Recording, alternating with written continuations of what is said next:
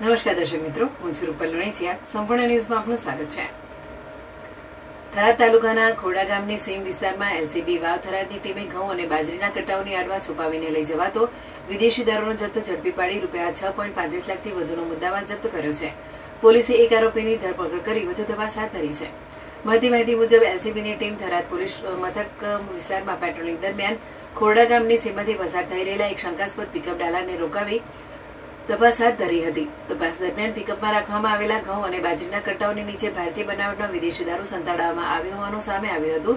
પોલીસે કુલ 204 બોટલ દારૂ જપ્ત કર્યો હતો. કાર્યવાહી દરમિયાન ₹1.11 લાખનો દારૂ, ₹5 લાખનું પિકઅપ વાહન, ₹5,000નો મોબાઈલ ફોન તેમજ ₹19,000ના ઘઉં બાજરીના કટ્ટા સહિત કુલ ₹6,35,528નો મુદ્દામાલ જપ્ત કરવામાં આવ્યો હતો.